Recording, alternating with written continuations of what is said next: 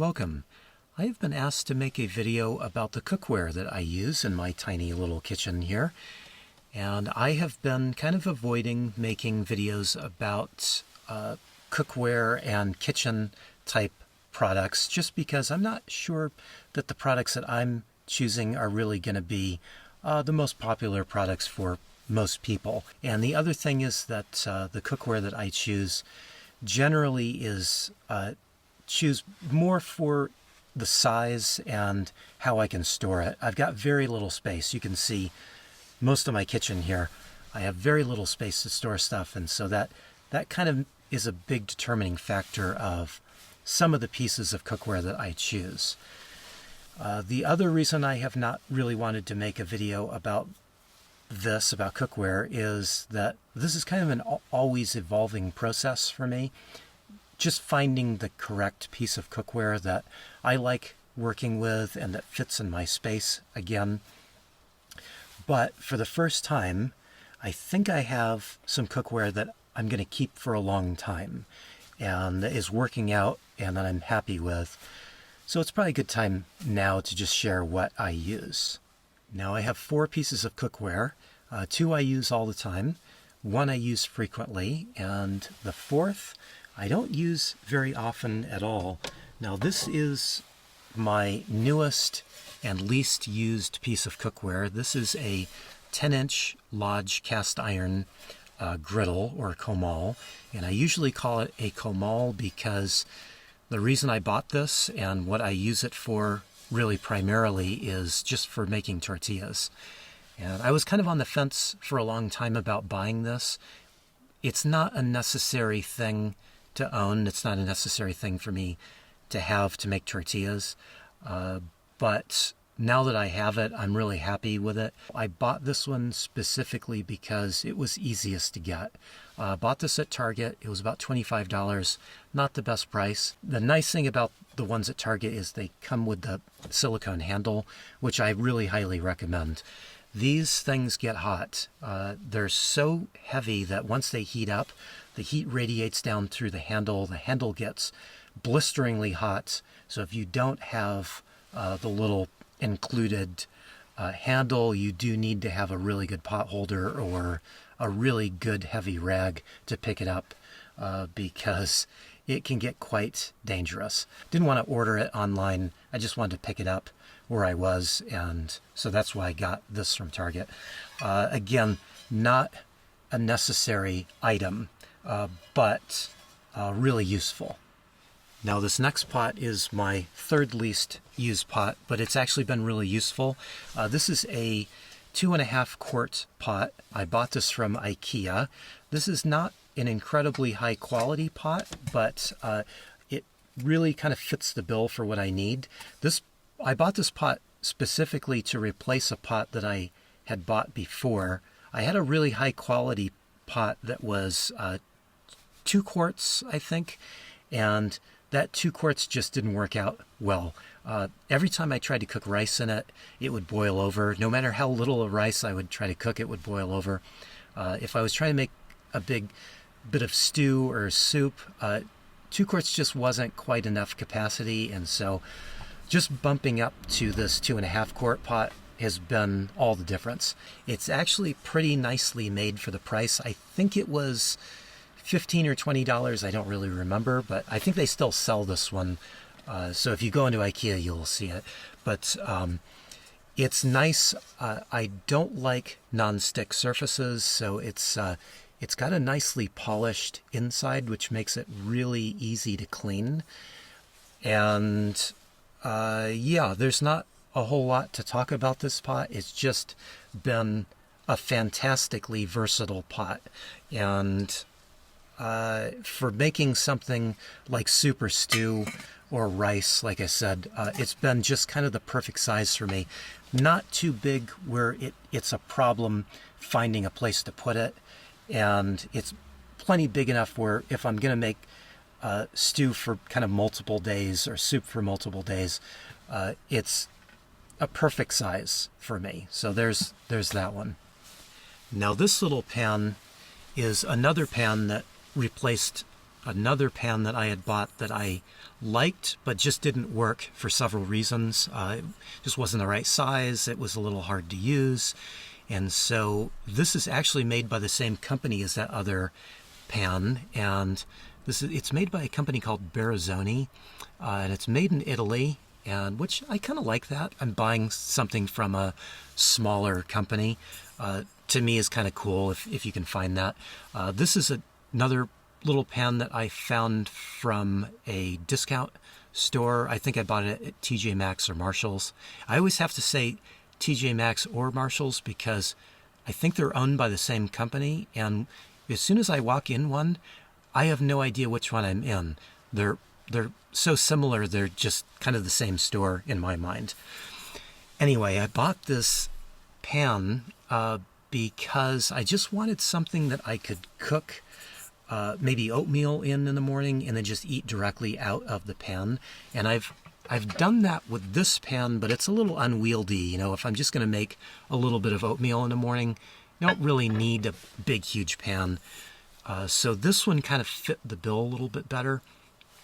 Like I said, I had another pan from this same company, and it was more of a pot. It was about this big around, but it had straight sides and it was taller. It was about twice the capacity of this one, but it had kind of a strange handle that came down, and that meant that the handle was always in the fire. It was really hard to pick up the handle once I cooked something with it. It was also hard to kind of eat out of because it was so tall. So when I saw this one, I just thought it would work a little bit better. It also fits in my space here a little bit better. I've got a little space so I can just put it away here, and it's not a big problem. That other one was just a little too tall for me to find a spot to keep it in. So again, that's one of those things that kind of pushes what I'm buying.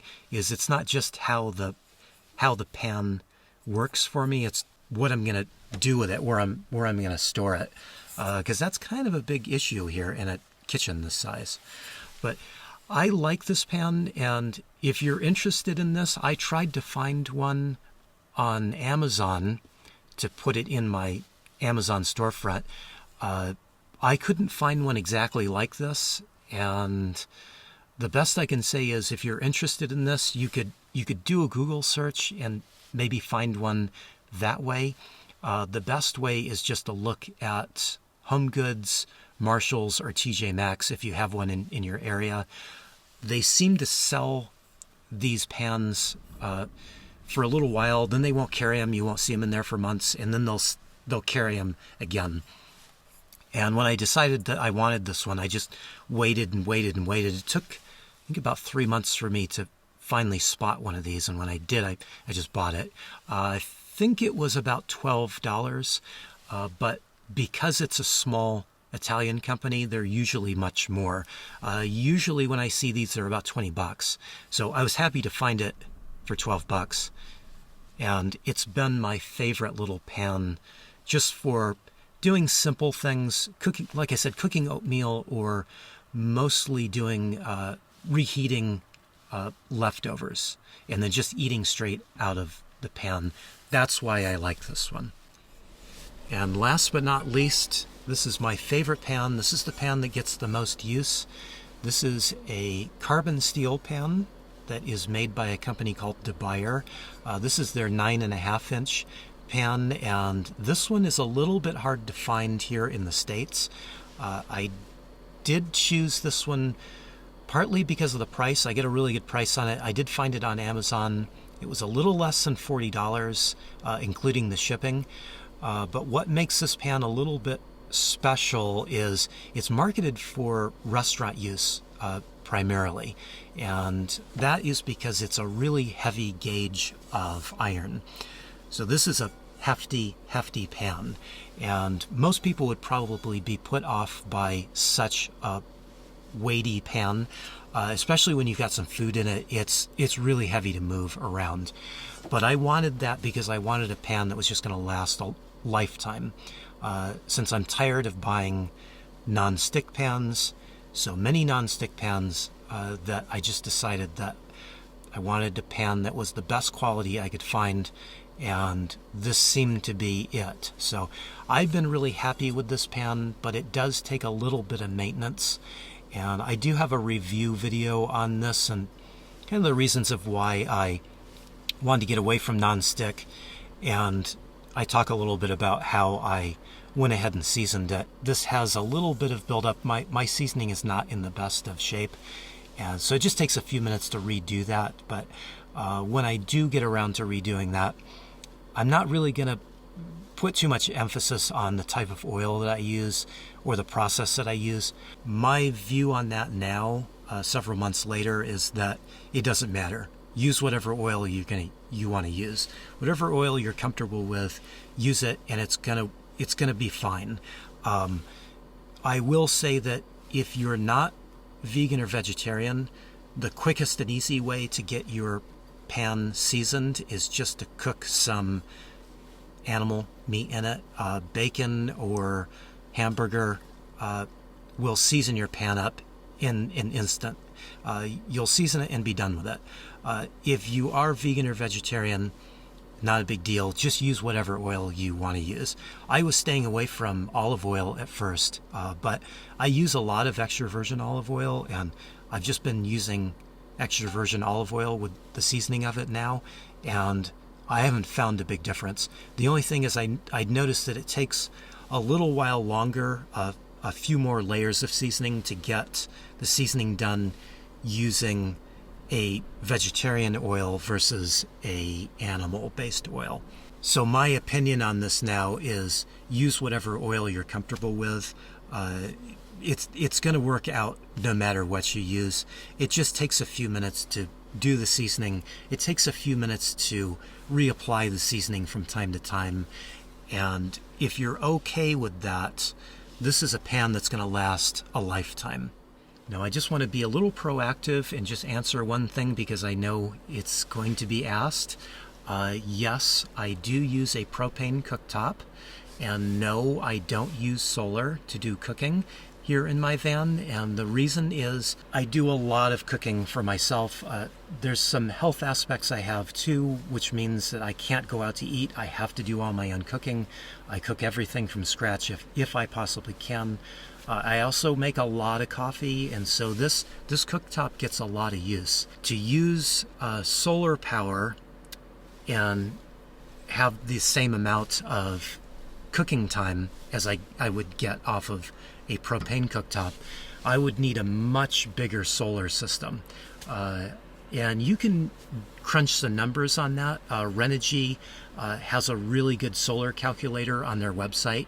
You can type in some numbers on what you're using, the type of cooktop you're using, or if you're trying to use a microwave or something. You can plug that into their system and they will give you back really good information about how many solar panels you're going to need and how many batteries you're going to need. And using that system, I would need a whole lot more solar panels. I'd probably need at least 3 more on my roof, and I would need several more batteries under my bed. And I just don't have room for that. Inside it, I don't have room for that on the roof. Yes, I would like to use more solar if I could. It's just not a viable option for me.